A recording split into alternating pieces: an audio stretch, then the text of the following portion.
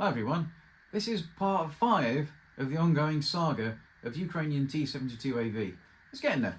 I'm doing these in after I did the video because, like I said, it was going to be too long a video if I put it all on one. That was the idea, was it? This one is going to be dealing with solely the running gear. So how to change out the suspension arms for when you put the metal road wheels on. The suspension arms for the HENG long metal suspension arms, they are, so you know the arms under here, they are a different size than the ones that fit the metal road wheels. I don't know if it's because I got these road wheels second hand, and the Toro ones are slightly different, or it's just that's the way it is. So I'm just going to show you how to do that, and it comes in handy for all HENG long tanks. That if they're not torsion bar, they'll still all sprung with the coil spring and the different hole settings for different strengths of suspension throw. So I'll show you how to do that, and that should come in handy for all of them. The other thing I'm doing is, what else was it? Bearing size. I put bearings on the shaft for the gearbox to make it a bit tighter. I've only put one in this size. On the video there's the picture of the actual bearings. You get from eBay, really cheap now. I was surprised actually that someone said that the Tamiya Centurion doesn't come with bearings and it's just bushings. If you're spending over £1,000 on a tank and they don't bother to give you bearings with it, that's not great, is it? I thought Tamiya was better than that. I can't say because I've never had a tank. Well, I have. I've got a Tiger tank on my wardrobe, and I've never built it because to get it to the way you want it to run properly is just cost even more money. And I'm not sure I'm ever going to build it. I might just get rid of it. So I'm dealing with that. And also I've magnetized the caps for the ATTRACKS sprockets, because otherwise I won't fit in with something. I think a lot of people just put a bit of super glue, but I've magnetized them. So that's all it is in this video, and we better get on with it, haven't we? And I'll see you in part 6. I'm just replacing the metal road wheels because they come with their own arms. These metal arms won't fit these metal road wheels. I don't know if it's because they're Toro. I got them, I think they feel second hand online. I don't want to buy first hand, so I'm trying to keep this cheap. But these arms are just a bit too short for these arms. And I'll show you what. So if you can see, it's about 2 or 3 millimeters longer for the actual wheels. So yeah, I was going to quickly show you how you do these because it's a bit of a mystery. Right, when you undo them, keep hold of this, unscrew the screw right the way out, then gently remove this because the spring will fly out. There's different hole settings in here for different strengths. So this is the weaker setting, this is slightly stronger, but there's another setting in here that's around the other side which is even stronger than that. And if you're not sure which one it is, I get the back strong because the way the gearbox is stuff, and the front is strong because that's the bit that hits, and the ones in the middle are less. But if you don't know where the spring is, you can't really put it back right here. God, is that strong enough or is that too weak? And if it's too weak, you'll detrack.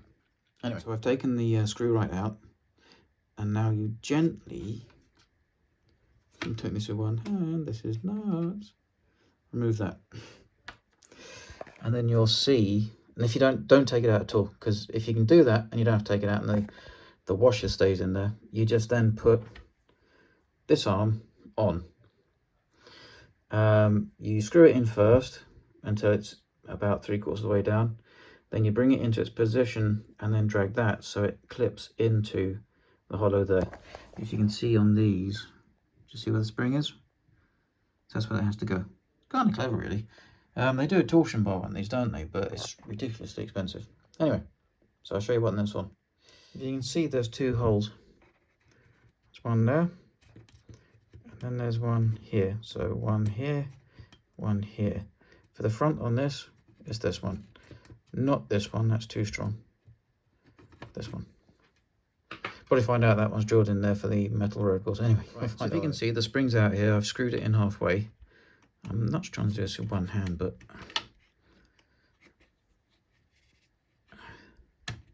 you see, so you bring it back the other way over the spring.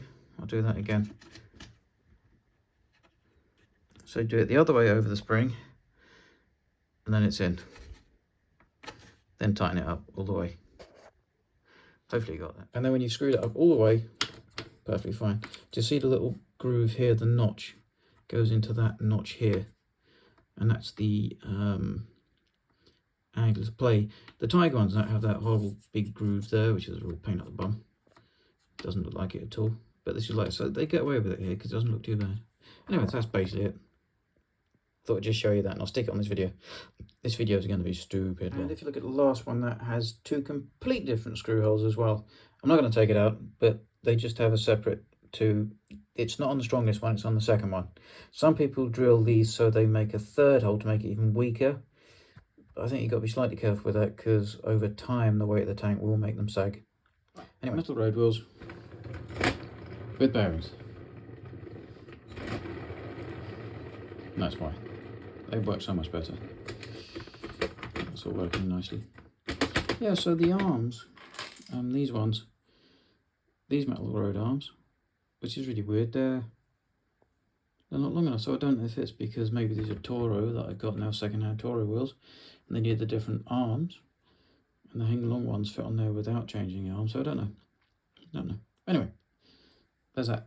I'm also changing the idler at the front because the track's too loose. So you undo this. There we go.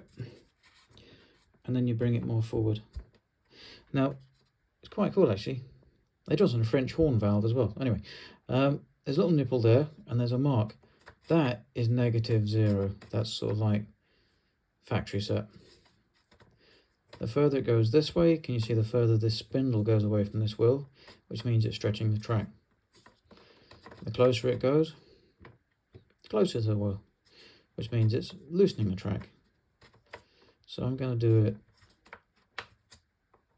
a bit more actually. I'm going to do it there because the track this side is very, very loose, and I think it's basically because this wheel, because its torsion bar, can you see, it's a bit hard to see, is slightly further back than this wheel, which allows it to get too much play on the track and it can detrack on this side.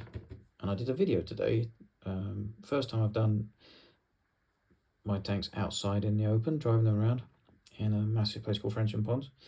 And yeah, this one of these T-72s of mine kept losing its right track, not the left, just the right, and it's because of this. If you can see, I can't really show you properly. Wait a minute, let's go back a bit. This one is more forward than this one, so it loses. Generally when you lose tracks, it's because either this wheel or this wheel is too loose or not got enough pressure on the spring and the track will jump. Anyway, so that's how you do that. Really simple. There we are, all on. That's both sides. You can see this is about that. That's good. This is a little bit looser, but it should still be fine. Anyway, post-credit scene. These, I think, need to go on the tougher setting with metal road wheels on. It wants to sit down at the back. So I'm going to put this on the higher setting. So, I'll come back. It was in this hole. I'm going to put it in this hole because I think that probably needs that with the weight of the tracks and stuff. See what it looks like. Here's the metal idlers I bought from RC Tank DE from HENG Long, so it's bona fide parts. And this is the bearing size you need to put on the gearbox shafts coming out of the tank's hull tub to support it. So here you go. Just put on there. And then you give it a little bit of help to get in. There we go. So I just use a pair of pliers. And I couldn't do it with one hand, but you just push it on. You don't whack it too hard because you don't want to damage the bearing, but that's on now. There's no play at all. And I'm going to use good old Tamiya thread lock. I didn't get other stuff, but I'm going to thread lock this on now because I don't need to take these sprockets off again. So the plate goes on, and you put the track over, put the plate on, and you can see it really holds it in shape as it is. Thread lock. And then this one goes on like that with a bolt on. And just when you tighten it, make sure the track is biting when you tighten it on the way it's being tightened, if that makes sense. So it's touching that tooth there. Don't let it do that because then it'll be out of line with the teeth. If both the teeth, both sides line up straight, then the sprocket shouldn't jump the track. Right, I've tried to magnet them. This might work, it might not. If they comes with a couple of spares, but so if this does fall off, I don't really want to super glue it. I suppose you could put just some very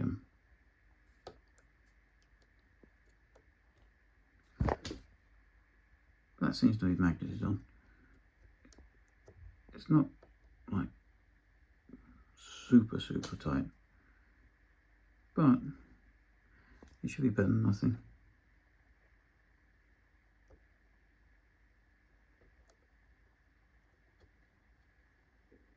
See what happens. It lives.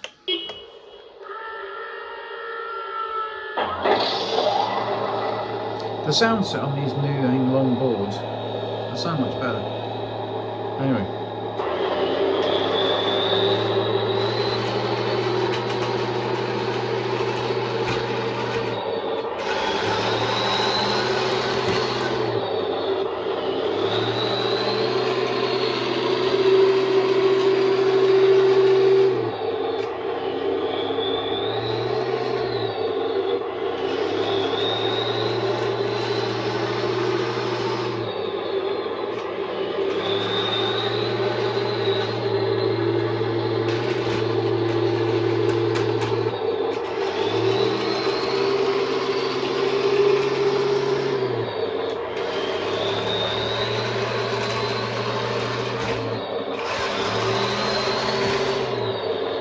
So the track's going to be alright, and yeah, crack on from here.